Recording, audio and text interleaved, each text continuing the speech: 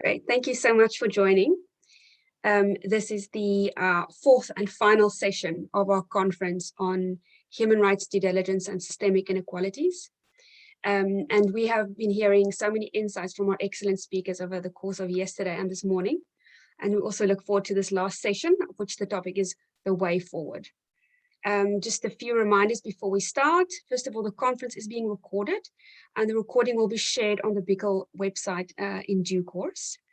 There is a live transcript, so please click below on the live transcript button to see that. There's also a Q&A box. So any questions for the speakers, please type them in there. We might have a few minutes at the end to address them verbally, otherwise, hopefully perhaps in writing. And then we have a hashtag for this conference, which I'm hoping you can paste in the chat. It's hashtag SysInec21 for systemic inequalities. And so now it's my huge pleasure to introduce our speakers. Thank you so much for our speakers joining us today for this final panel. There will be a link now in the chat with the full bios of each speaker. So I'm just going to very briefly introduce the speakers. Please have a look at the full bios in the chat.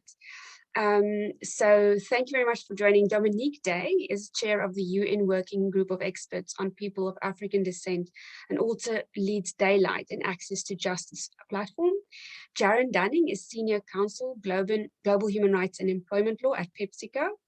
Beth Gallagher is the Director of Engagement at Domini Impact Investments. Sindiso Mnisiweeks is an Associate Professor of Law and Society in the School for Global Inclusion and Social Development at the University of Massachusetts, Boston, and Adjunct Associate Professor in Public Law at the University of Cape Town. Andrea Schemberg is Chair of the Global Business Initiative on Human Rights, and Paulo Vaggio is a Lecturer in Law at the University of Leicester. Thank you so much, everyone, for joining us today. And again, just please do see the link in the chat for the full bios of each speaker. So starting off now the conversation, let's first turn to the concepts of intersectional systemic inequalities that are central to human rights and hence also to the UNGPs, we argue, in this conference. Sindiso, you have worked with indigenous communities and particularly women within those communities in South Africa and surrounding countries, where you have noted the risk that people are often bypassed when they do not have formal land rights, and where the state or another institutional leader is consulted and makes decisions on their behalf.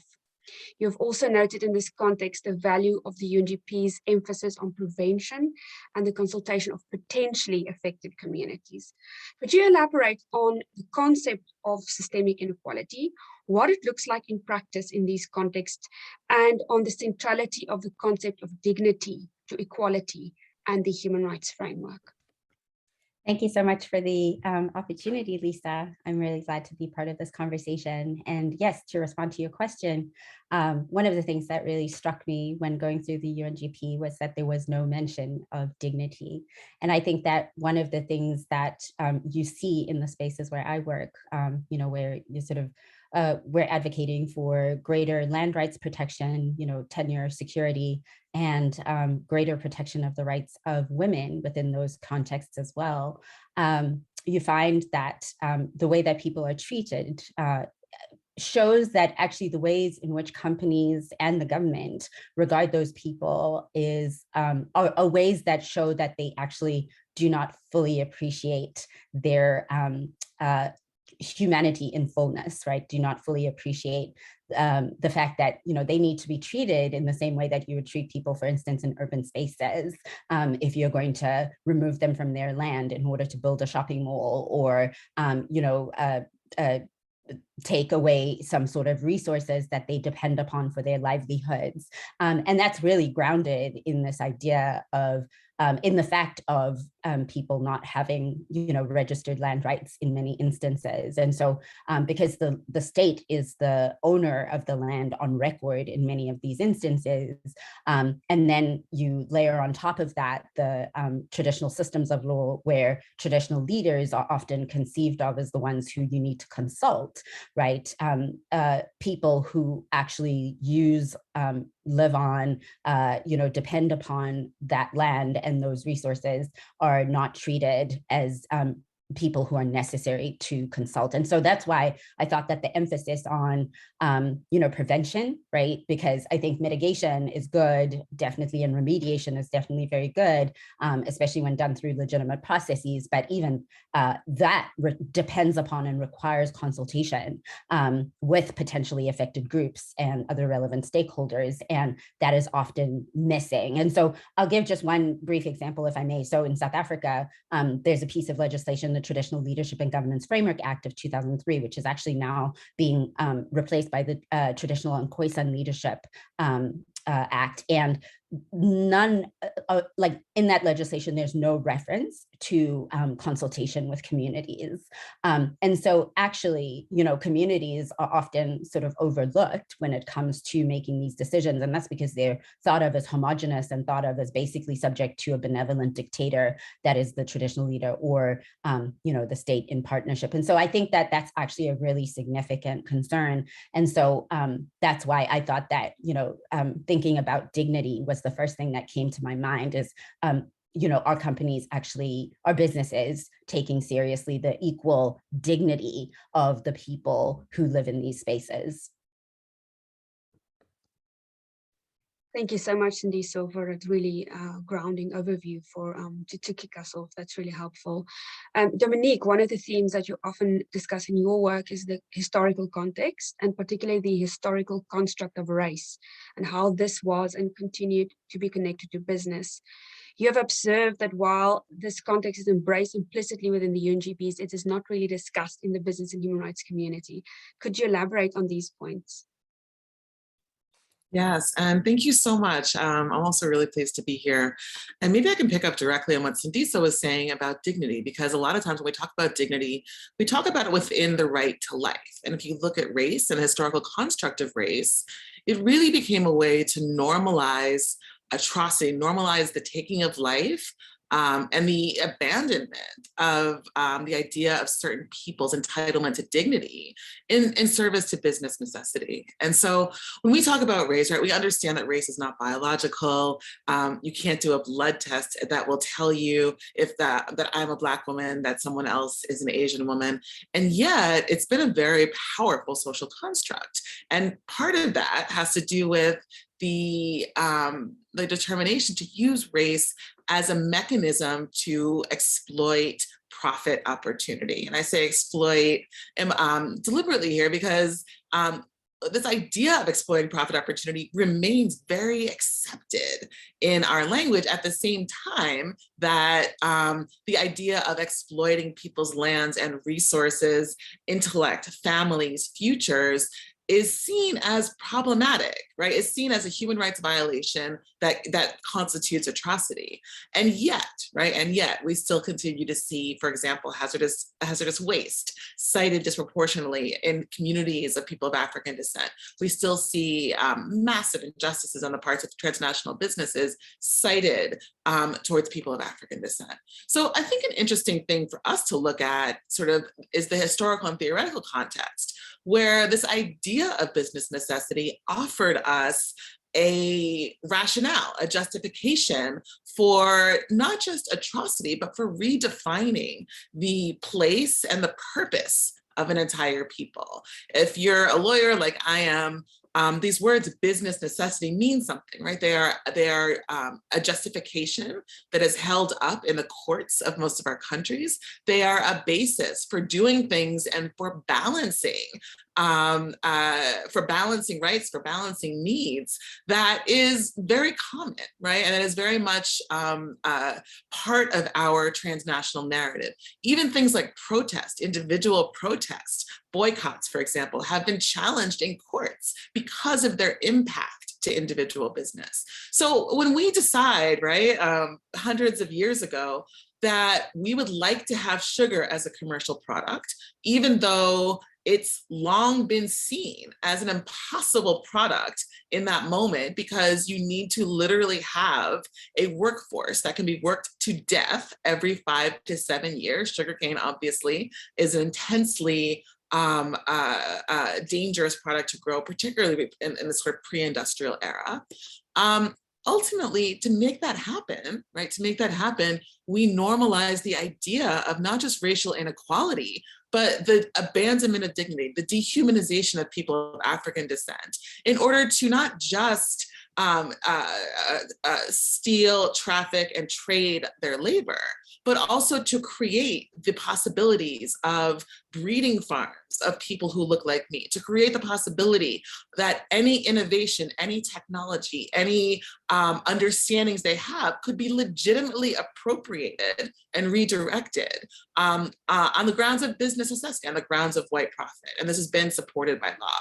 Even as we unraveled enslavement, even as we unraveled colonialist policy, the mindsets that allowed these things to proceed unimpeded, or even with support, remain. Right? We know, for example, for women, white women, enslaved people was a major component of the wealth of white women who often couldn't inherit land.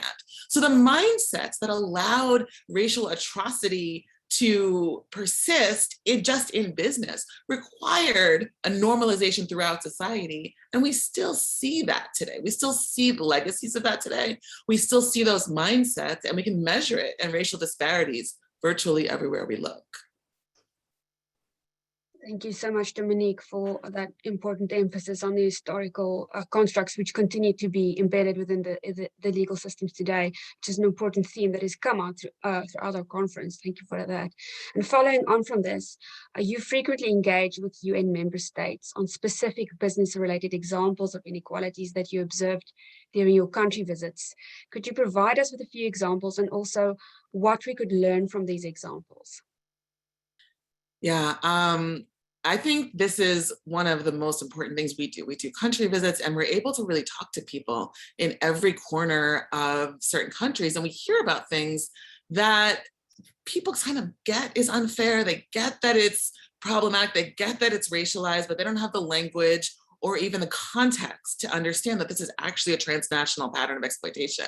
So I think one thing we can learn is how systemic racism shows up, how it manifests in specific contexts. An example of this from our most recent country visit, which was right before the pandemic, we were in Peru, right? And mangoes in Peru were brought, they were trafficked to Peru during the Middle Passage. People of African descent brought not just mangoes, which had to be transported as live plants, but also the technology to grow them, to graft, to stand up an entire agricultural sector. These were all brought to Peru and to the New World generally. I don't want to say the New World, to the Americas generally, as by people of African descent who were enslaved and who yet continued to contribute in these ways. In Peru, mangoes today are a $60 to $80 million a year industry. And the mangoes, I defy you to find a better mango on earth. The only one I've ever had that could even compare was a Afghan, but really Pakistani mango. They're beautiful, they're delicious. The mango growers, who are direct ancestors of the people of African descent, trafficked as enslaved people, make $1 per mango. They grow using traditional methods and without irrigation. They are 100% subject to weather conditions and the vicissitudes of life. There's been no economic investment in the sector that helps them, even though this is an area of considerable profit, right? And at the same time, there's been no economic investment in the people who not just cultivate mango, but actually have the intellectual property, the innovation, the understanding of what this product is and what this product could be. We don't see that people of African descent are being elevated and pushed into universities, pushed into agricultural schools, pushed into business schools. And the people, the farmers in these spaces, are asking for opportunities to be 1 or 2 steps up the market chain, right? And those opportunities are literally nowhere to be found. Another example I have from Peru is the contracting, right? We have transnational agribusiness, and the business comes in, and people drove hours to explain this to us. Business comes in, and ultimately They bring in sharecroppers. They hire people who sign leases for their land and must pay and are accountable in US dollars for the land they lease. But they're paid year after year for their yields in Peruvian currency, which is much more variable, much less stable, and their profits suffer as a result of that. These are people who are already being exploited, right? Their wells are being dug out from under them. They're working from crazy early in the morning until crazy early at night. And yet what they're asking for was literally fair contracting, conscionable contracting. These are spaces where we expect the state to conduct oversight because, of course, we expect the contracting process to involve some level of market process, right? That ultimately the invisible hand of the market should actually ensure some fairness when you are in privity in contract, right? And yet in this case, these people had no choice and the state's oversight role was ignored. I'll give one more example if I can, Lise. I'll give an example of Belgium and I'll transition into sort of lessons learned from that as well. We did a country visit in Belgium a couple of years ago. And what we heard, there had been testers even to test, and employers would often, they had these job placement agencies, and Black folk would go in with educations, with the qualifications, and would be told, well, we can't place you at your educational level because you don't look like the face of Belgium. You don't look like the face of the companies. And in fact, our employers are telling us this. A few weeks ago, a civil society organization in France did the exact same research. They took testers to 69 companies and found that half of them either were willing to pick job candidates that were only white or were willing to send photos and facilitate employers' abilities to do so. In this space, right, we've seen, and in Belgium, there's sort of research on this, we've seen that this results in a persistent downgrading. We met many people with college degrees who are working as laborers. The persistent downgrading was racialized. There was a racial disparity in place there.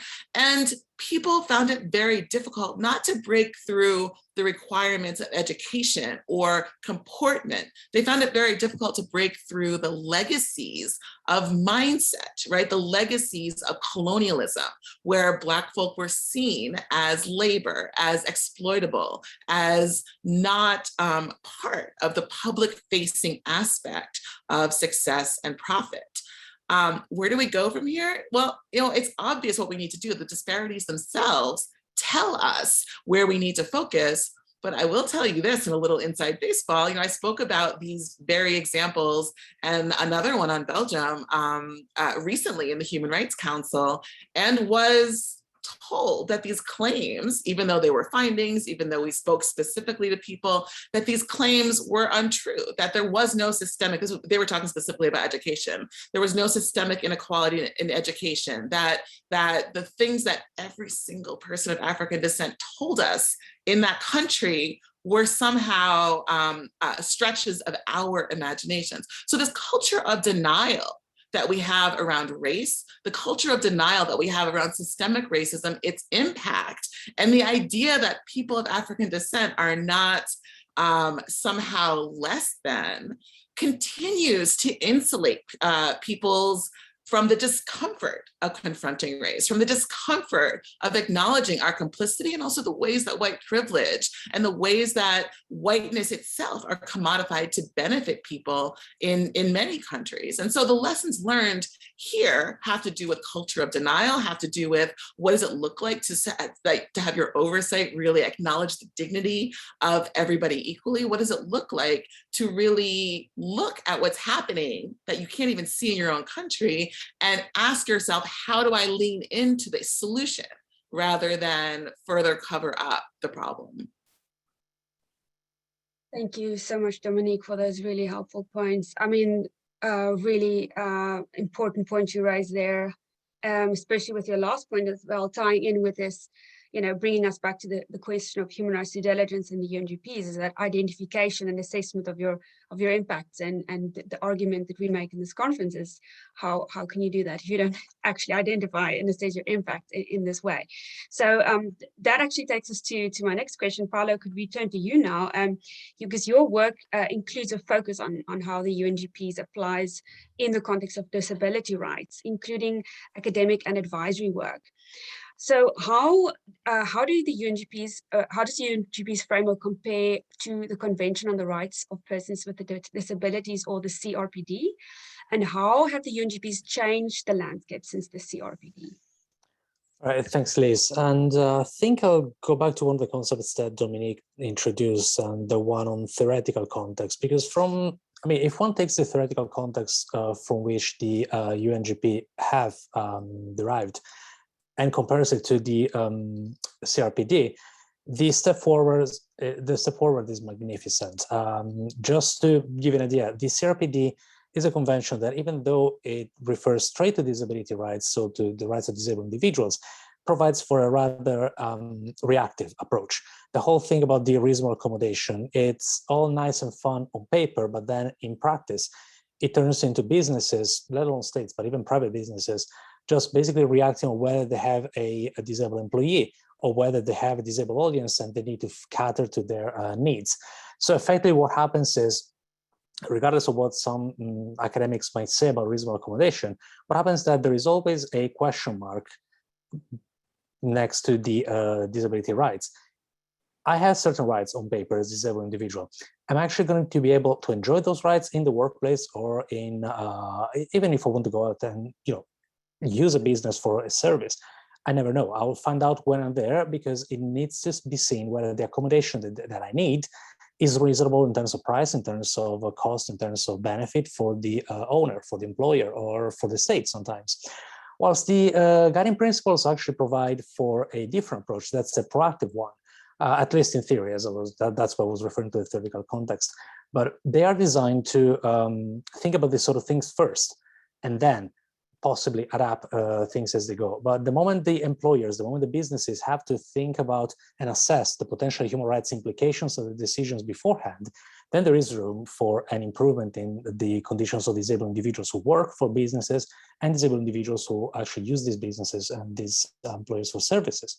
Now, why am I talking about theory? Because in theory, the CRPD is perfect. So the guiding principles might be perfect in theory and then turn out to be a shameful waste in practice. But the one thing that makes me think that there is a switch is this. The CRPD is the convention through which the UN tried to make the social model disability mainstream, which is still very popular amongst a lot of activists, most of the ones that don't actually do research on the side. So I'm actually lucky to cover these sort of things, because then you see that the social model disability may actually be already obsolete. And the human rights model disability, which is the way forward, because that's what requires a step forward from states, employers, businesses, and the likes, is actually much more, how can I put it, implementable through the UN guiding principles. And it's kind of telling that as a disabled individual, as a disabled activist, I see the guiding principles as much fitter than the CRPD to bring forward the discourse of disability rights, even though the guiding principles don't actually mention disability by name. It's there in the explanatory note, but it's not there. And yet the whole reference to human rights makes it actually more suitable than the CRPD. How is the landscape changing? In terms of massive businesses like big multinational corporations, surprisingly well.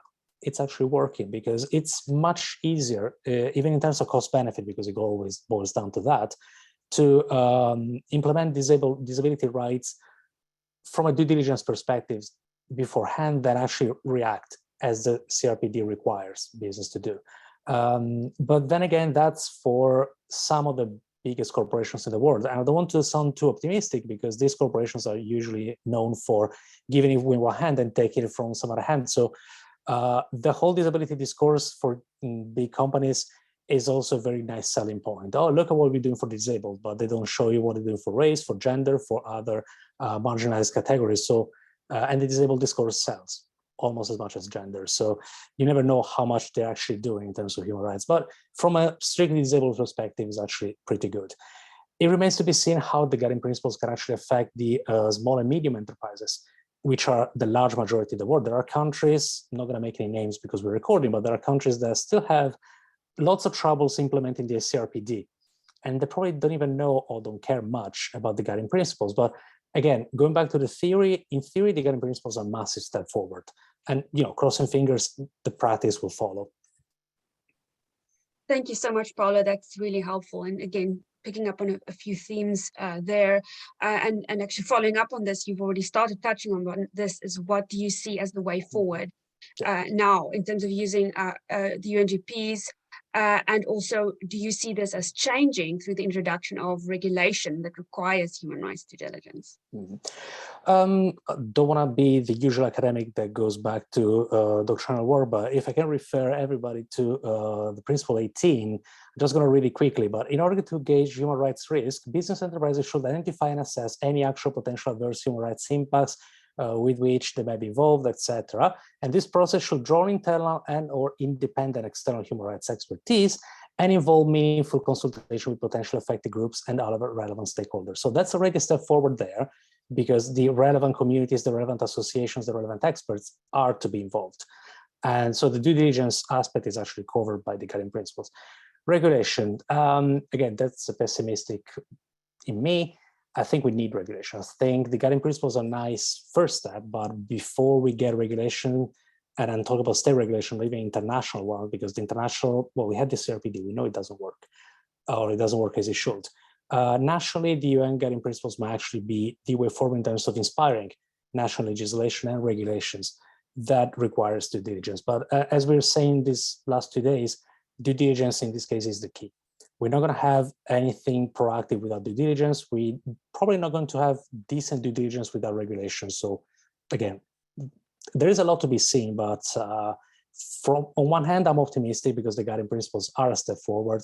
On the other, I'm very cautious because, again, the moment we need regulation, it means that it's not going to happen by itself. At the same time, I mean, I'm a lawyer, lots of us are lawyers, so is regulation really a bad thing? I might leave it with this question because, to me, the answer is no, but nobody never knows. Thank you so much. That's really helpful. And while we're on the topic of implementation, I think if we can now turn to Jaren, to you, on really the question, what is the role of companies in addressing systemic inequalities, particularly within the framework of the UNGPs? And what are some of the lessons that you have learned on this journey about the implementation of the UNGPs in practice? For example, could you speak to us about the pressure to divest or to cut a certain supplier versus the expectation of deeper engagement and continued improvement that we see in the UNGPs, and how does the company integrate this beyond the diversity and inclusion and the human resources department? Thanks so much, and a great follow-up on Paulo's point. I think what he read from the UNGPs is really at the core of making sure we conduct proactive due diligence to really find where our business activities might be causing, contributing, or linked. We can go into that, and as lawyers, we always like to pick into what do those mean, and how do we define them. But I think the one thing we talk about a lot is the responsibility, but there's also an opportunity that exists as well.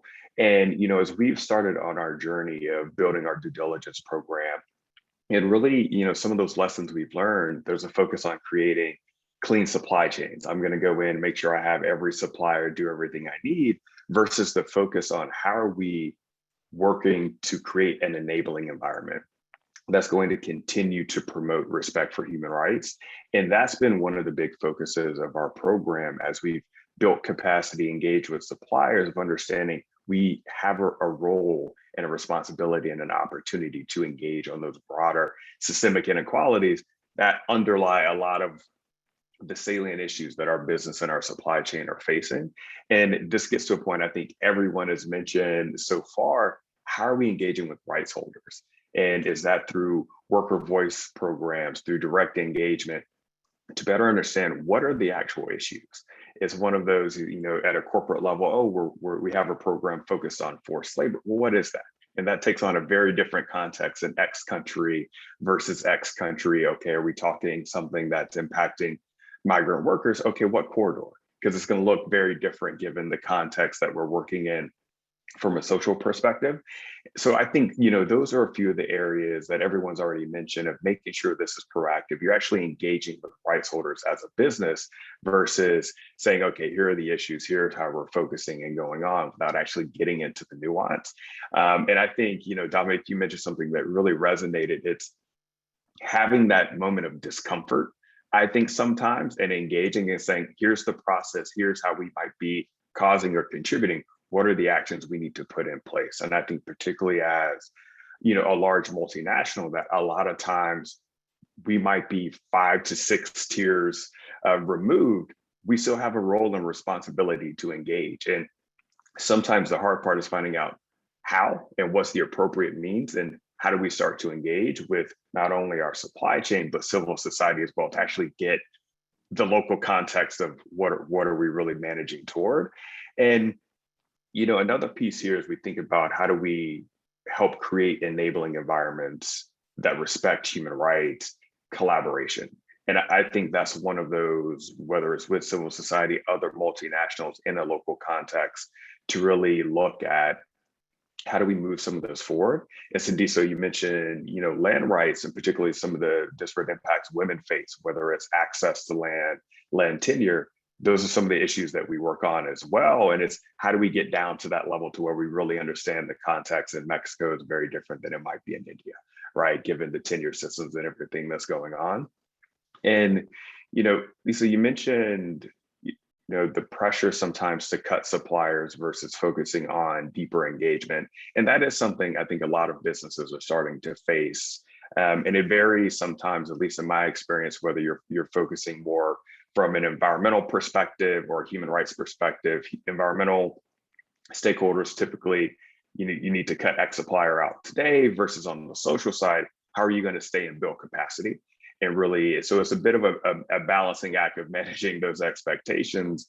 And for us, we really do take a continuous improvement approach. Obviously, there are thresholds that, hey, we have to remove people from the supply chain, but we want to build capacity because at the end of the day, our focus is on impact to people.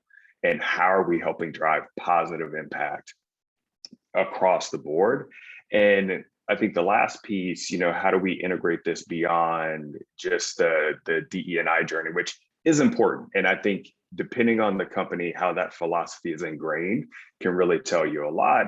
But for us, it's really through the lens of our salient human rights issues, of bringing that lens to it to say, as we think about, so we mentioned land rights. What are the nuances there in our value chain? Migrant labor as well, child labor. You really can't have conversations about any of those issues without, talking about several different systemic issues in the local context of what's our role in helping either bring other people to the table or in addressing it as well. So I think those are a few of the different, lessons we've learned, and also as we've stood up our approach to engaging.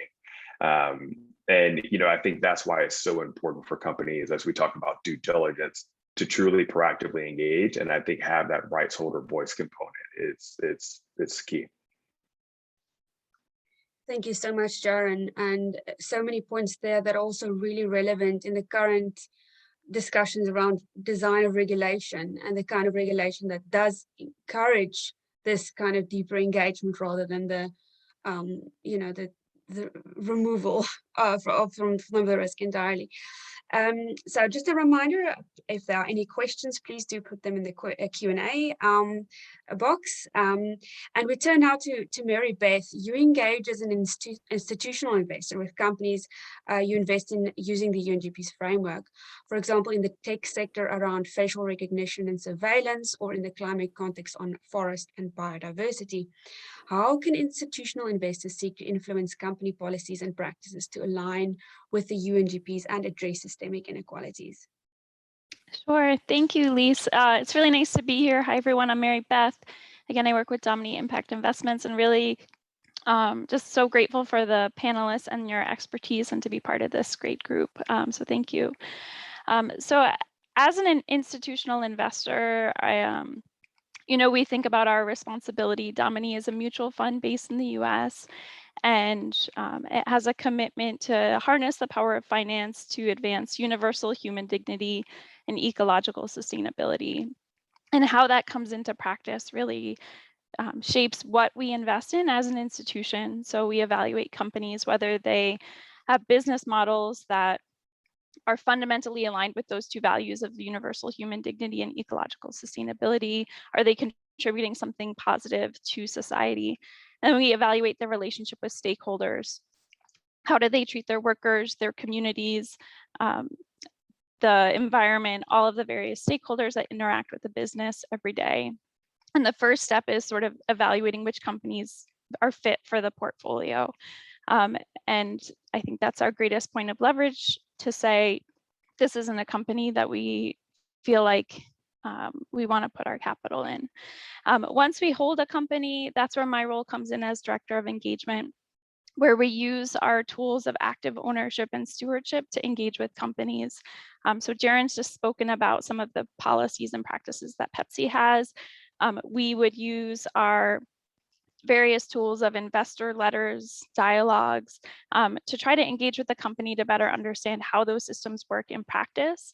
How are they aligning their business models with respect for human rights, that like they have good codes in place, they have strong policies in place, but how does that actually touch rights holders and stakeholders on a daily basis, and try to gather more information about how effectively those tools are being implemented. When we talk about the UNGPs, we start with impact assessments and what are your greatest impacts as a business, and the role of rights holders we've all spoken about is really central, but it sort of goes further than consultation. Like, how does the input you receive from rights holders change your practices? Are you learning that there are certain areas of business that are just so fundamentally inconsistent with respect for human rights that you shouldn't produce facial recognition surveillance technology that's sold to governments and police, or you shouldn't deforest old growth forests that won't regenerate in a sustainable way? Are there certain practices that just stakeholders can inform a business are simply inconsistent with their responsibilities? So as investors, we try to use our leverage and our tools to press companies to disclose more about what's happening in practice, so we can evaluate that and factor that into the investment process, but also to make sure that stakeholders have the information they need about how companies are behaving. Domini as an institution also really recognizes its own responsibilities. So last year we adopted our own racial justice action plan that applies to Domini as a business, looking at diversity, equity, inclusion, our practices, how our investment standards factor in questions like systemic racism to our evaluation of business models. Our key performance indicators include diversity, equity and inclusion at the board level and in management, and really strengthening our own accountability to think about sort of our role in the investment ecosystem and the control of power and wealth and privilege that is frankly inherent to the role of an investor, and thinking about how we can be more accountable to rights holders and stakeholders ourselves. Thank you so much, Mary Beth, for that really helpful overview. And actually following up on that last aspect of it, you have noted that there is often a checkbox or a symbolic response to systemic issues which actually require a business model transformation, and particularly in the context in the US around issues of systemic racism.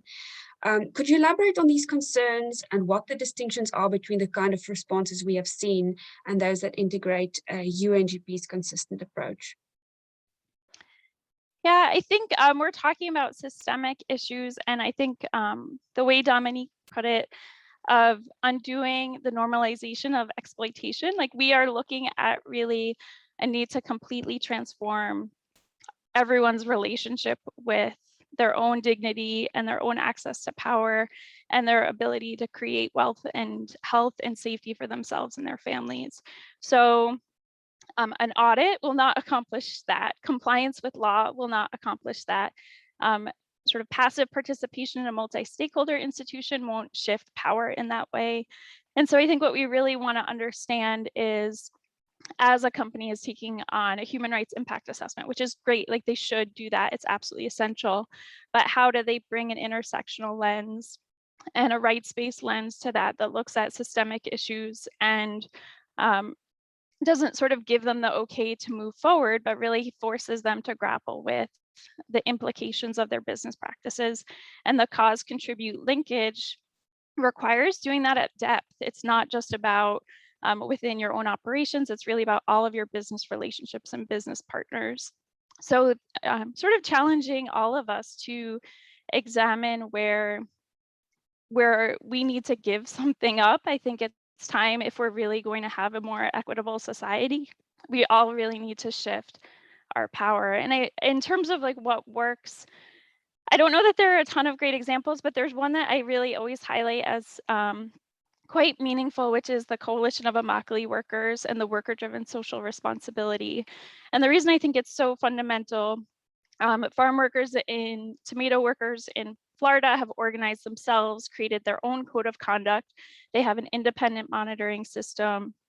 And what they're trying to do is address wage thefts, discrimination, harassment, sexual violence, forced labor, all of these practices that were rampant in the farms, and used their own mechanisms to monitor and hold companies accountable. And it includes sort of business implications that if a company doesn't comply with a code that's a participant in the Fair Food Program, they can lose their contract with major suppliers that have signed up.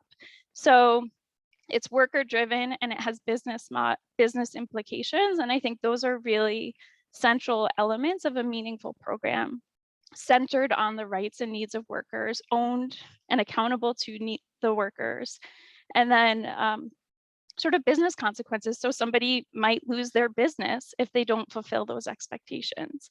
And I think as investors, we can encourage companies to join programs like that we know are meaningful. They may not be yet at scale or for every supply chain or accessible to everyone right now, but I think investing in those models that are meaningful and I think frankly consistent with the outcomes that all of us are in this work to try to deliver is really something that we try to hold up and encourage companies to really evaluate, sort of taking elements of worker-driven, more accountable models into their own practices.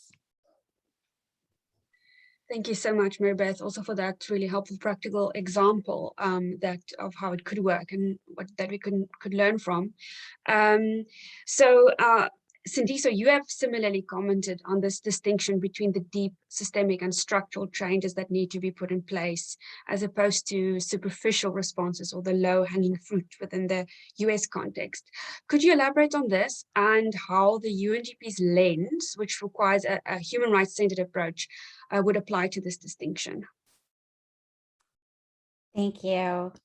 So I actually was so struck by something that Dominique said earlier when she was talking about the example of Belgium with respect to the culture of denial around racism and systemic inequality. And I was thinking about how, oh, actually, that's not just in Belgium. Like I live in New Hampshire in the US, and, the governor in New Hampshire recently said that New Hampshire does not have any systemic racism. And of course, those of us who live in communities where we see this happen, but also, are familiar with the data do not lie. There is definitely very real systemic racism here.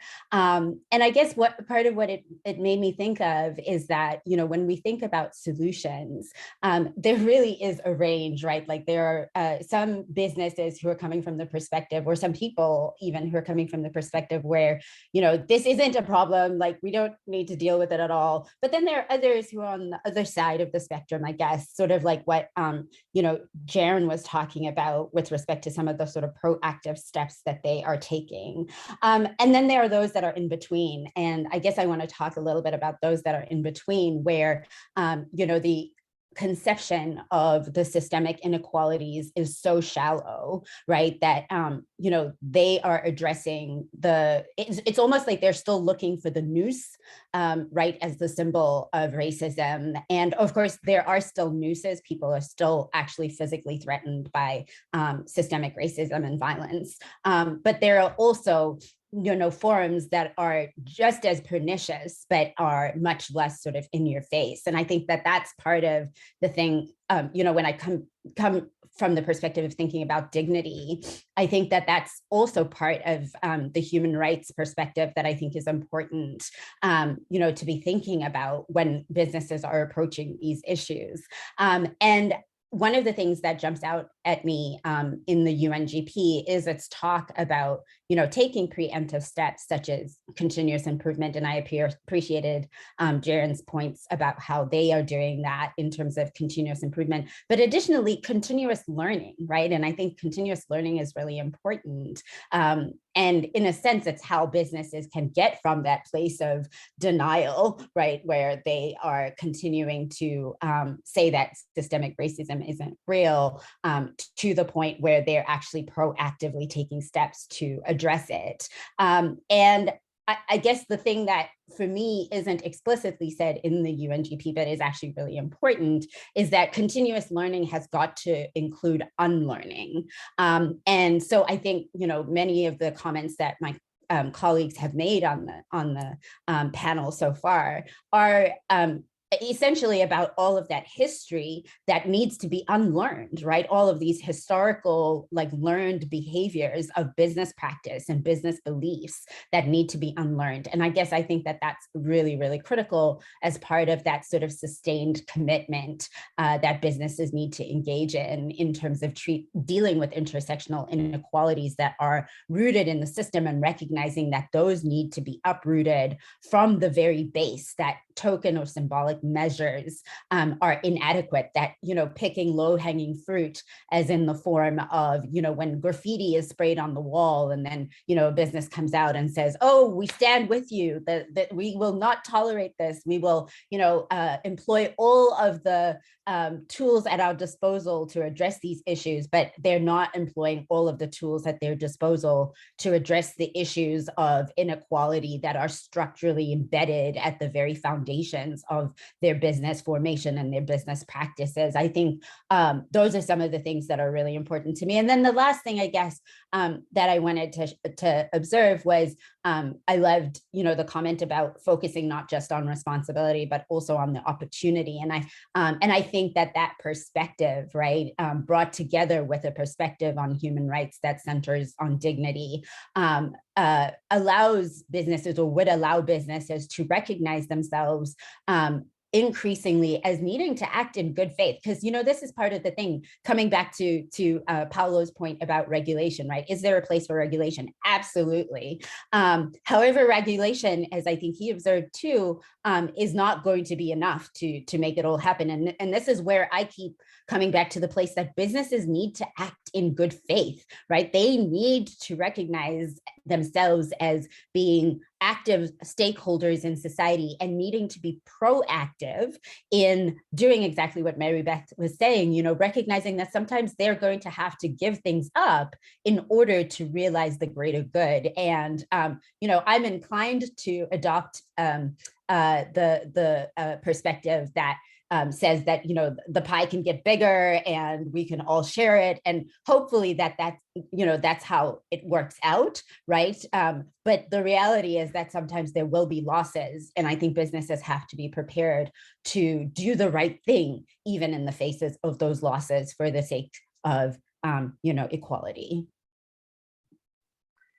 Thank you so much, Indisa. So much food for thought there as well. Really important points. And Jaren, you've also engaged as a company with this issue of systemic racial inequality, and not only in your own operations as a company, but also in the supply chain and in relation to the broader systemic inequalities that you see in the US. Could you speak to us about some of your observations in this context? Yeah, and I just have to say, I'm so inspired by this conversation. I've already taken notes of, I need to go back and talk to colleagues and get back to work.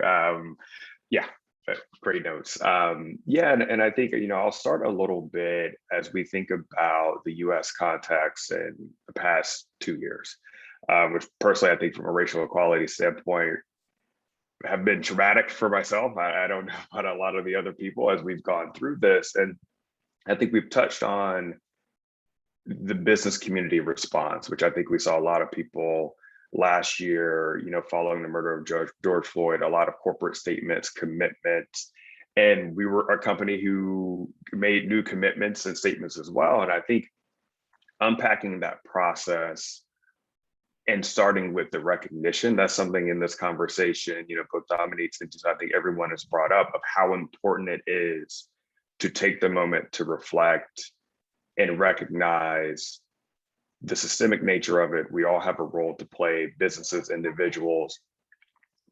And, as we came out with our statements, a lot of the conversations we had internally, or what does it need to be, but not what does it need to say, what are we going to do? And a recognition that we didn't say this a year ago.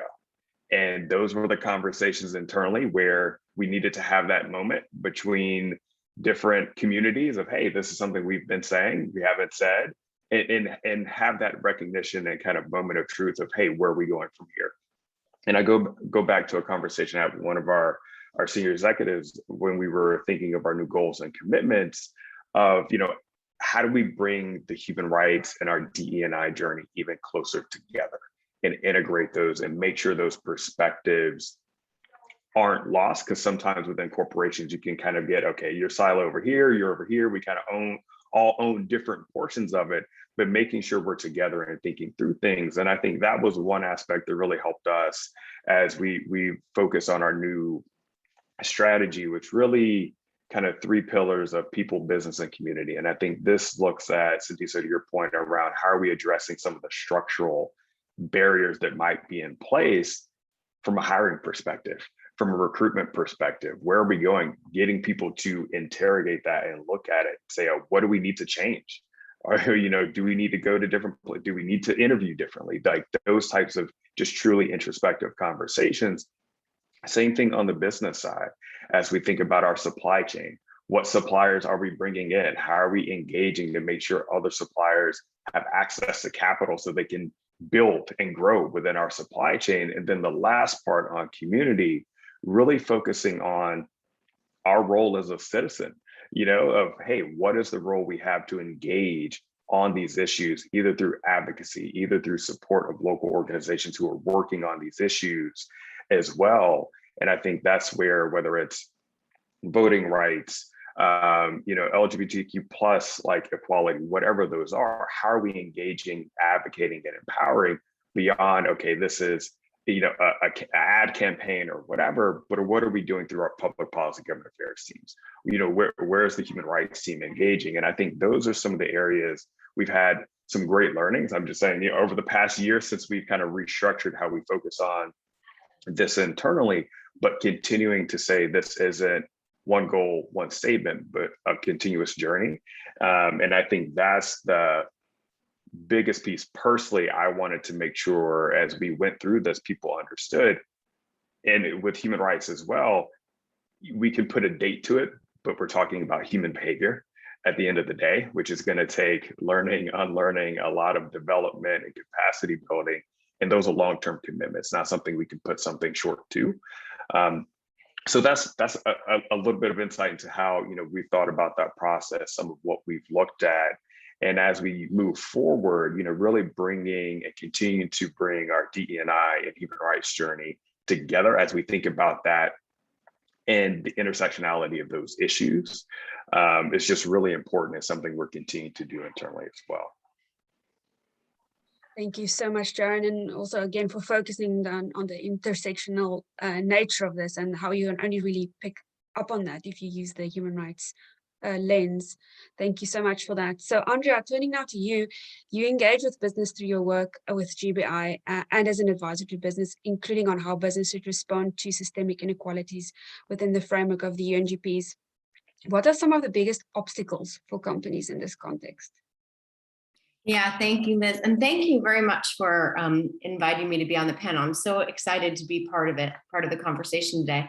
And also my statements will be in my personal capacity, just to make that clear.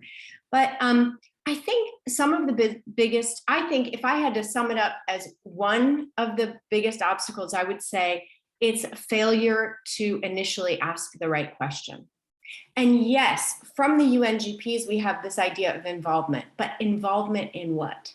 And I think it is not necessarily clear to companies that they are asking, where do our activities encourage, reinforce, exploit, exacerbate, or make worse existing inequalities?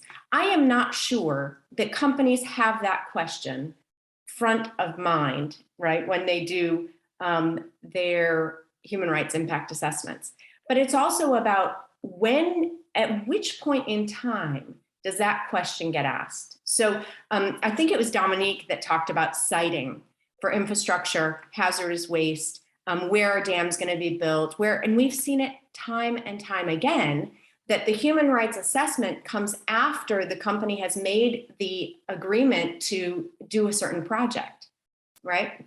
And then maybe you're funded through even a multilateral development bank. And I've done a lot of work with multilateral development banks looking at how they are assessing private infrastructure projects, for example, or private on the, and if you look at the details there, you get to situations where they're talking about impact, and maybe impact is measured on a household level, right? But they don't ask the question about whether when that piece of land gets monetized, oops, the woman doesn't have access to the bank account, and the money from the land, which was, she controlled the food production for the family, it gets monetized and moved into the male's bank account, right? So there are so many hidden and technical things that need to be reshaped in across business. And so it's really important, when do we ask that question? And where do we ask that question? And it really needs integration. But I think just to give a few examples, the companies should be looking at their business models, right?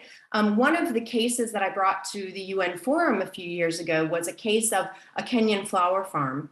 And what was fascinating, they were selling to a grocery store in the UK. What was fascinating was there was a problem with sexual harassment at the level of the fields, right? But the problem was that the way that work was organized and the kinds of contracts that the mainly women, on the lowest person on the totem pole were women, and their supervisors were mainly male. They were on day contracts, not represented by the union. It was a structure, a business structure that actually reinforced who had power in that society. And then the managers actually took advantage of it, right? Because it was a given that they were more powerful. It was a given that the women had a day contract and had to do sexual favors to get the second day contract, right? And so getting at that systemic inequality problem actually caused the company to change its business model, to upskill the women, to get them represented by unions, to change the gender of who's the manager and who's the worker, right? To try and kind of shift, not reinforce the idea of where the power was in that society and in that context. And so I thought that was really interesting. But if you also look at the companies need to look at their products and services, right? So are you exploiting vulnerabilities by what your product and service is? And I think, often in the United States context, you have these payday lenders, right? With exorbitant fees. And you think, you are actually exploiting a vulnerability, right? So does that as a product or service make sense if we're really talking about getting at systemic inequalities? Or your product in context. And this gets also to our UNGP's point. So many years ago, before the UNGPs, there was the case of some individuals trying to buy a 3D ultrasound machine, right? The company, through their Know Your Customer assessment, ended up realizing that that 3D machine was not being bought by doctors. It was being bought by business people. And they found out that actually it was meant for a business to early identify the sex of a baby for female infanticide, basically. But the question is, if the purchaser had been a doctor, would the Know Your Customer assessment get at it? Maybe not. So that is why if the UNGP's analysis is added and you're thinking about that, you don't have to rely on a Know Your Customer analysis. You're relying more on what is the impact of selling? What is this customer going to do with this machine? What is the context in which we're working? And what is the culture around gender equality there? But also it's about research and development. How are you researching and developing, and who for? And marketing. You know, there's a very large cosmetics company now doing an entire worldwide revamp of their marketing, and also rethinking products, right? They sell skin whiteners. What is our idea of beauty? All of the ways that marketing touches systemic inequalities and reinforces ideas or even creates more pernicious ones. And so I think if I had to say that the obstacle, it's really, are you asking the right question at the right moment of time and in the right context? And are you seeing what is not to be seen? And I think if I mention another obstacle, I think, and I was so glad that Jaren talked about this, getting the conversation together with human resources, but that it doesn't stop at human resources. And in fact, in my experience, one of the big obstacles is also that companies at the beginning of projects or at the beginning of a new business venture, they often use their lawyers as their guidelines. And as we know, if many people on the panel today have really importantly brought up the issue of land rights.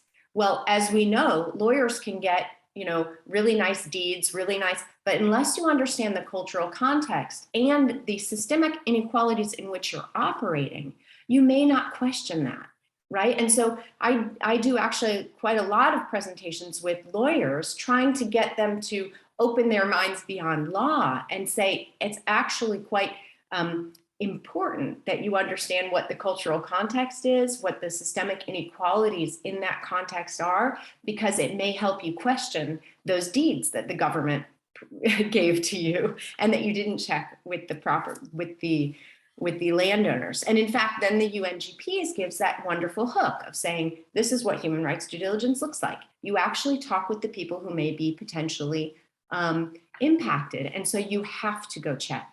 Right? It's not enough just to do your desk research. So I think if I had to pick out those obstacles, I would think that those are the obstacles. And I would think the other question that is kind of the flip side of the first question that I mentioned, which I'm not sure all companies are asking, is how are you proactively working to respond to the systemic discrimination that you are identifying? And I think that's then, you know, the second part of it. But I'm not sure, you know, at least in my experience with companies, I'm pretty sure that these two questions are not yet front and center for people. Thank you so much, Andrea. That really so many very important points again there about the identification and the assessing and asking the right questions, and otherwise you cannot do the work without it. And again, highlighting some of the points some of the other speakers are saying about you know, speaking with the people that are affected in their own language, etc. And then, you know, these are not the kind of things that you can decide from HQ or even in the regulation level as well. I think that's one of the key lessons that we are learning as well. Just Andrea, to follow up on that, you have also mentioned that you talk to companies about the idea of the legacy. For example, when a company steps into a context that has its own historical, sociological, and economic structures, or where things have happened in the past and have not been remedied, as we have also heard from other speakers today about the historical context. And the big question arises, what do you do about that? And how do you conduct human rights due diligence, taking all of this into account? And what are some of the kind of things that you could recommend for that? Yeah, thanks for that question. I mean, this, I find the word legacy is quite powerful. to explain legacy for lawyers, and I'm a lawyer too, but we don't always have all the answers. Legacy for lawyers is often, you know, what is the liability from that business that you're going to buy or when you do the merger? And legacy in the human rights context is very much about open wounds or these structures, now discriminatory structures that exist in our society that continue to pervade the way we think about the world and the way we see people.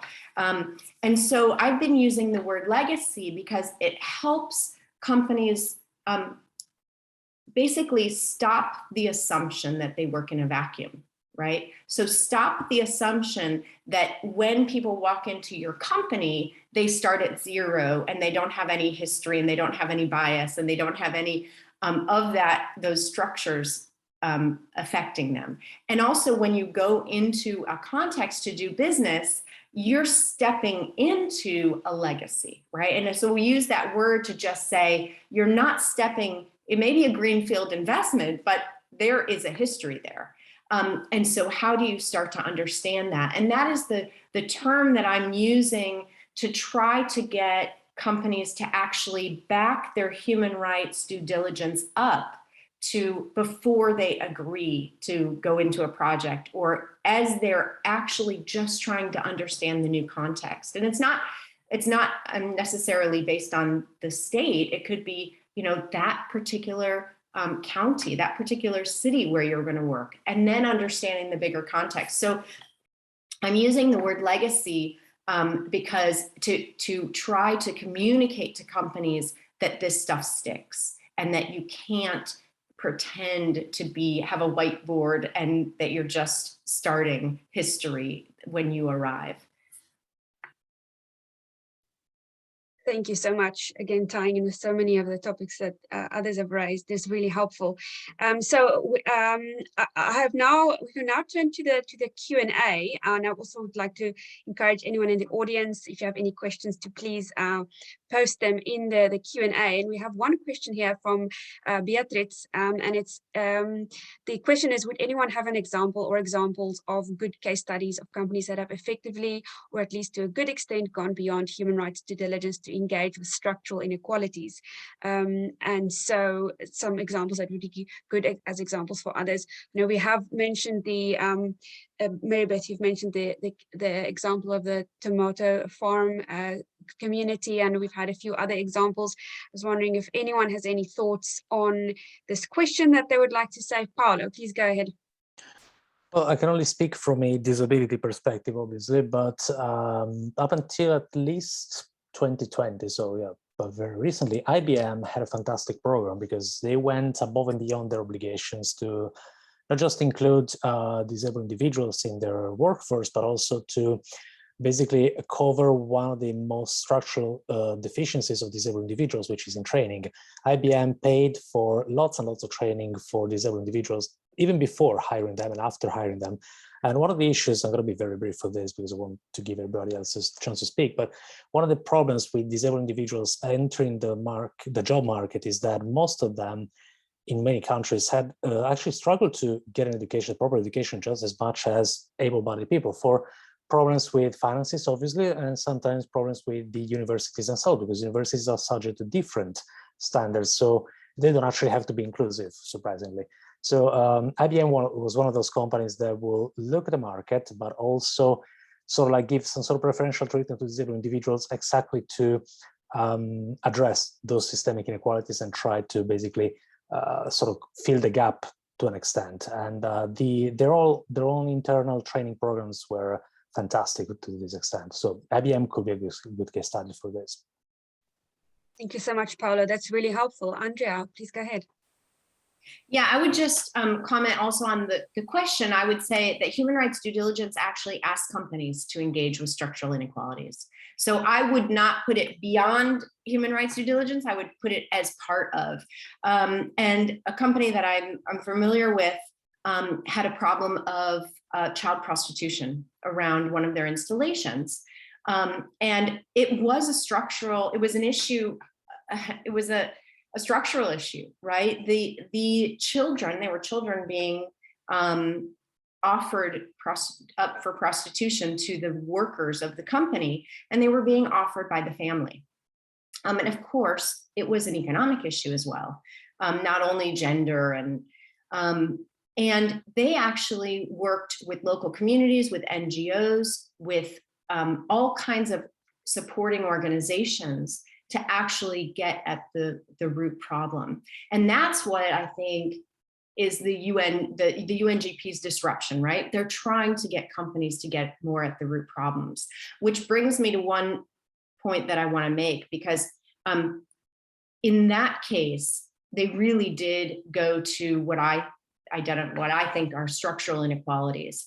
And they worked in a collective way to get at that. And the disruption from the UNGPs was, you need to look all the way down your value chain. You need to see what you're linked to. The company had nothing directly, they didn't cause or contribute this, but they were directly linked to it. And they recognized that.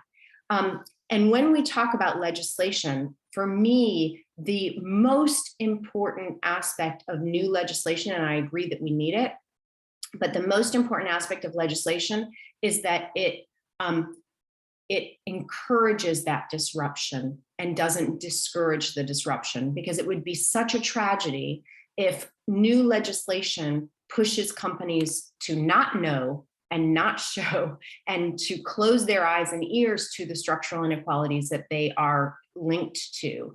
And so I think it does link up actually recognizing that the UNGPs helps companies get at structural inequalities, but then we need to preserve that incentive within regulation as well. Thank you, Andrea. And just also to echo that point about the inclusion of the structural inequalities within the human rights due diligence lanes within, and the idea that one cannot be said to identify your impact if you don't take these things into account. And this is one of the things why, why we've also organized this conference, but also in terms of the ongoing work in the regulatory landscape, and where we see some developments in the European continent around mandatory human rights due diligence, the concerning tendency to have a checklist at the regulatory level, which obviously can never apply to all these different contexts, and kind of disincentivize, this is the incentivizing the engagement rather, and maybe even incentivizes divestment. And this is one of the key things that we've discussed here as well. So thank you very much for those questions. Please, if anyone has any more questions, please do type them here. We have a few more minutes. Perhaps I could pose a question that we have received that's at this morning's panel and have sort of kicked over to this discussion. Oh, I see, Dominique, you have your hand up. Please go ahead first, and then I might have time for the other question. Please go ahead. Okay. No, thanks. And I want to thank everybody for these responses. I thought to answer this question with respect to like an evolving context and an evolving lessons learned conversation that might happen in a year or two around COVID. In the COVID space, we saw really different and creative approaches to things that have been called impossibilities. People who were disabled had been saying forever that a lot of our work could be done from home. When you look at the intersection of disability, race, gender, parenthood, the different ways that people have been able to do the same job, in some ways more productively, in some ways more with a creative, with better and better returns for companies, became something that companies leaned into, even absent a regulatory context, in the face of this global pandemic. And I think that space, we've also seen some really interesting innovations, and who did them and who didn't do them is also a very interesting way of who's engaging with systemic equality. I know, for example, UNHCR in South Sudan, I just happen to know this, right, was standing up hotspots to try to create possibilities for both employees and services to be able to continue with less engagement, with less in-person engagement possible. Sorry, I'm in New York.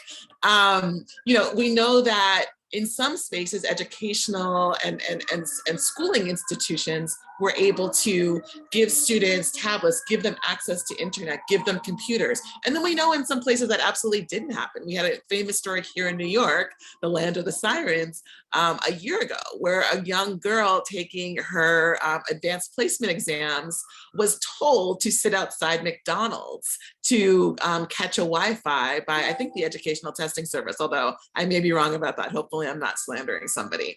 But but ultimately a nonprofit organization dedicated to education couldn't find a workaround other than a child taking a very serious college placement exam in the street. And so different companies, I think, have really leaned into what COVID means in terms of their excellence, their ability to provide services, and the workarounds that happen in very different ways. And I think there's a lessons learned conversation that we're going to have in a year or so, because so little of this was subject to regulations and instead became this kind of like moral engagement around the pandemic instead of a rights-based engagement or a legal-based engagement around preserving human rights or preserving international community or preserving international cooperation. This kind of moral engagement, I think we're going to see really interestingly which companies and which organizations really construed their role as upholding a set of values despite global pandemic versus being able to evade maybe some responsibilities. Fantastic. Thank you so much for those amazing points, Dominique. Mary Beth, would you like to add something? Yeah, I think just reacting to something Dominique just said about the moral engagement, I feel like there's so much space for companies to opt in and out of the systemic conversations, systemic inequity conversations, to the extent that there's a spotlight on them, or there's stakeholder pressure or worker pressure, or they're in the press. And I just think part of what the human rights due diligence process gives us is an ongoing, consistent, preventative mitigation strategy that's continuous, and you can't opt in or opt out of your human rights responsibilities. And I think we did see a lot of really good models of protecting workers, but protecting only some workers, protecting workers who were easier or more valuable to an institution to keep safe. And I think like really analyzing the lessons from COVID with the equity lens, and challenging companies to opt in consistently to their rights responsibilities. And then I guess it's not reaction to the question at all either. I'm not sure I have good examples, but right now in the US, as we're seeing Congress evaluate really potentially transformative and monumental legislation to create a social safety net, we haven't seen companies stepping up as much as they could be to support what we need, which is strong public policy that supports people who are most vulnerable and who need access to services and resources and jobs and healthcare. And so I think really challenging companies to step into the public policy agenda in service of human rights is really essential, especially at like really key moments like this week. As we anticipate the COP conference on climate next week, the US is really still evaluating what they're bringing to the table. And we really need ambitious, transformative climate policy. And companies need to support that. And they've made statements and they've made goals for net zero by 2050. Well, this is where it happens. It happens in public policy that changes business models. So I'll pause there. Thank you so much. Really helpful points. Jaren, please go ahead. Yeah, do we still have time? I don't want to take it off. Great. Yeah, and I think, pulling a few threads together, Lise, as you mentioned, that, human rights due diligence legislation, and Dominique, I think your call out of COVID and businesses' response, I think for me, legislation, there's obviously a role. And I think we're all lawyers. It depends on how it's drawn and what it incentivizes and who it applies to. Is it just large multinationals, or is it small and medium-sized enterprises as well, which are probably the vast majority of players who feed into those large multinationals? That's a different session we can have later. But one thing that's really called out for me, and something I found very valuable, is leadership. And the leadership at companies when times are tougher, you're put to the test, the values being what you really fall back on and saying, this is who we are as a company, we need to engage. And, you know, for us during COVID, having roughly 250,000 employees worldwide, health and safety was a very clear message from day one from our CEO. No matter who you are in the company, and, you know, being a corporate employee, how are you rethinking your role about servicing the front line, right? How are we making sure we're all re-engineering very early on as we think back to what seems like a decade ago now to early 2020 when, we think back to there, but bringing a human rights lens to it. And the thing I found very valuable, we were having these conversations and the human rights person didn't have to be in every single room, right? It was embedded in the culture of how we were thinking about vulnerability, of not only the types of roles, but the locations, thinking about certain areas in the country that were being, you know, disproportionately impacted due to economic status, you know, race, all of these things of saying, hey, here are the populations, the roles that we need to go and prioritize given the context. And I think that was something that was entirely reassuring for someone who's been trying to, you know, continue to embed respect for human rights through training, through engagement, through all of these things. And being able to see those conversations happen without, oh, Jaren provided the human rights perspective. That conversation was happening. They just might not have referred to it as, oh, this is the human rights portion of the discussion. And I think this goes as we think about legislation, embedding this into company culture, it being part of how are we creating a rights respecting culture and it driving itself at a certain point. Obviously, we're always going to need to continue to improve, but I think COVID was one of those, you know, instances, hopefully we do not have to deal with again, of we all have to react and how we did it. And I think is, you know, an example we will definitely unpack in the years to come. But as we think about what incentivizes, there is a role for legislation, but some of it is, I think, truly how do we encourage that values-based decision making with that driving the right type of action as well. Thank you so much, Jaren. And then I'll also ask Andrea and Sindiso if you also wanted to say a few comments to close us up. Andrea, please go ahead. Yeah, thanks. I wanted to react to what Mary Beth said, which I thought was actually fascinating, because as we think about climate and we think about systemic inequalities, you know, we know where vulnerabilities are going to be in terms of climate change, and we know we can predict, right, who's going to be most vulnerable and where those impacts are going to be. And so to me, it's so interesting as we see institutionally and also legally in litigation that the climate change and human rights discussions are now merging. And now with our new human right, and now with our new, with the new human right on sustainable, healthy, clean, sustainable environment, and the special procedure nominated for that issue. So I wonder if actually systemic inequalities is, and understanding the impacts on people is actually going to be the issue that finally allows us to talk about climate and human rights in one sentence. And I think that has been, in my experience with companies, that's still siloed. So climate change and human rights. But if we think about what the vulnerabilities are that we have to prepare for and that they're going to have to react to, you know, you just can't get away from human rights. So I just wanted to say that because I really appreciated Mary Beth's comment. Thanks. Thank you so much, Andrea. And just before I ask Sindiso as well, just to flag that we also had a conference on this topic of climate change and human rights due diligence and how they're interlinked. And because of the siloed effect that we have observed, but definitely also have seen that at least in the European landscape, the climate change conversations have opened the door to a lot of the human rights conversations. So hopefully now where these things are starting to interlock also with the regulation and the impact that has on the wider society and collectively driving up the practices and the expectations, and I'm hoping to see some positive things come from that as well.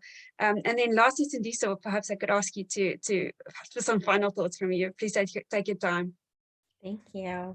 Yeah, I just wanted to react to this great conversation that's been happening amongst my fellow panelists, and specifically wanted to talk about the fact that I think, one of the examples that I take away from COVID is, I think, to Dominique's point, right, that like companies they stepped up and they showed that they can, right? They can. And I also do take Mary Beth's point, of course, that like they showed that they can for certain subsets, but didn't for other, subsets, and in some instances sort of reinforced the inequalities, right? Exacerbated the inequalities. And but I guess I think that for me, it sort of brings me back to this distinction between technical and adaptive, right? Like, and I think this occurs a lot with respect to, or arises a lot with respect to conversation about the climate. Like some of the problems for addressing the climate have been technical. We needed technical solutions, but we're at the point where the technical solutions are there.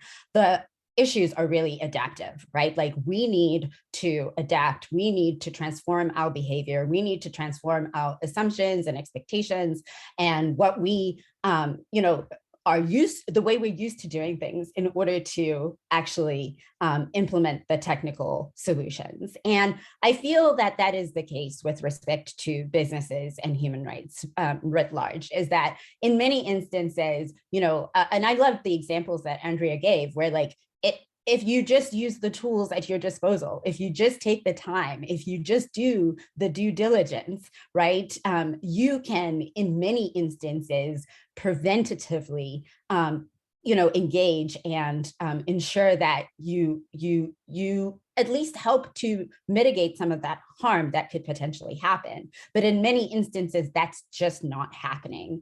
And for me, I've got to be honest, I know that I'm amongst lawyers, but I'm in some ways, I'm a disheartened lawyer, actually, which is partly why I was like, when Lisa invited me, I was like, are you sure you want me on this panel? Because I'm probably like the most like anti-lawyer there is.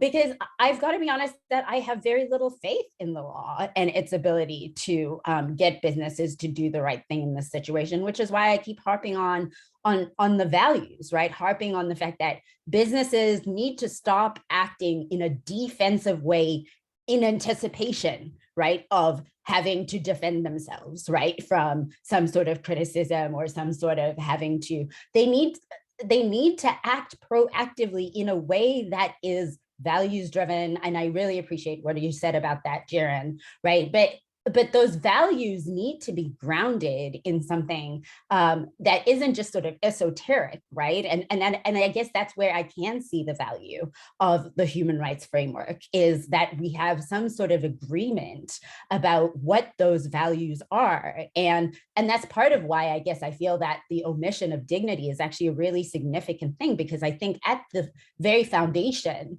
of the human rights framework is this issue of everybody is equal in terms of their dignity. And I think that the history that Dominique told and the history that Paolo shared, all of that shows that we have not gotten to a point where even within the context of talking about human rights, we actually adequately protect and respect everybody's dignity. And so I think that that's really the crucial thing, is that, it's not that it can't be done. We know that it can be done.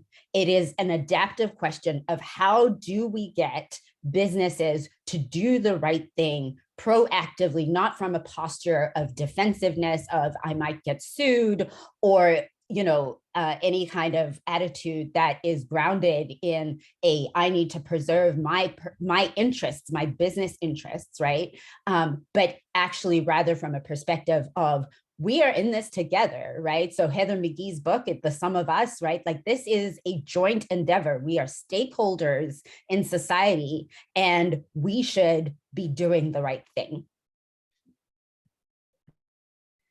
Thank you so much, Cindy. So thank you so much to all our speakers. This has been a fantastic panel, a fantastic closing to our conference, and really valuable.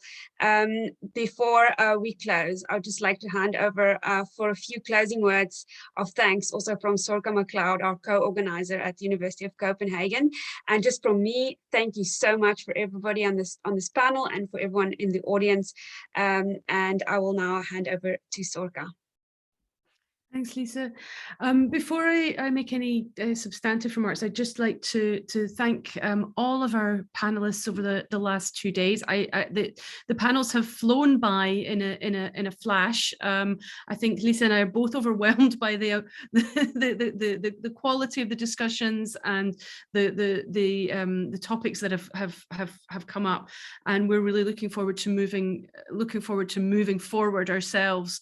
We see this as not the end of the conversation, but very much an ongoing conversation, if not quite the start of it.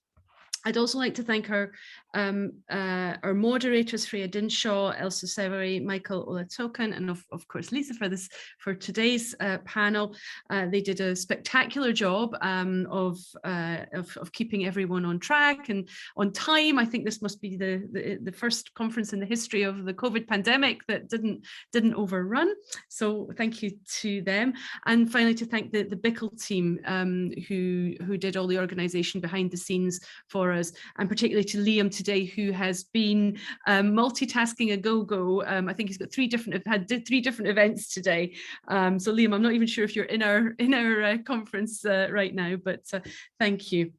We had more than 300 people registered for this conference, which I think just goes to show how relevant and timely this conference and the topic is. And I said this at the start yesterday, and I know we've had many more people who are interested in seeing the recordings who weren't able to attend. It's always a busy time of year for business and human rights, and of course we're full swing with the treaty process this week.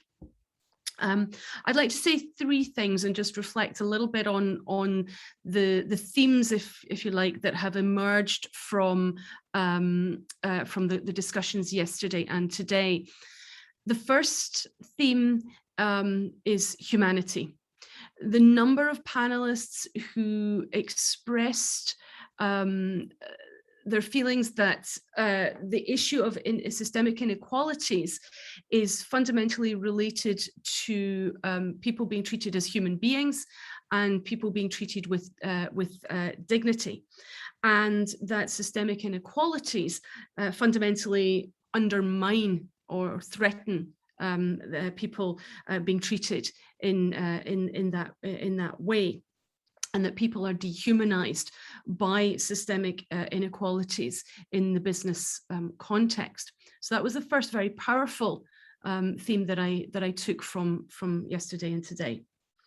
The second theme that I took from the various panels, and Dominique, I think, very powerfully brought it up in this afternoon's panel, is the role that historical and entrenched systemic inequalities that are no longer, they're not historical.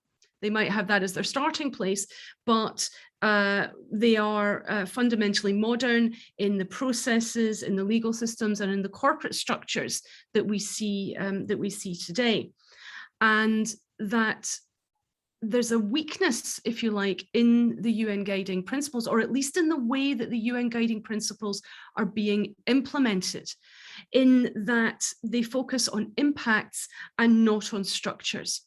And I think that was something that came out very forcefully across the two days, and that there's a need to address that weakness.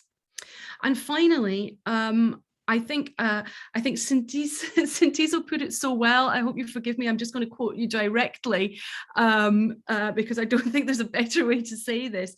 You said that the conception of systemic inequalities is so shallow. And that really resonated with me and really struck me. And that, I think, has been borne out by the discussions yesterday and today. And on that note, I would like to close the conference.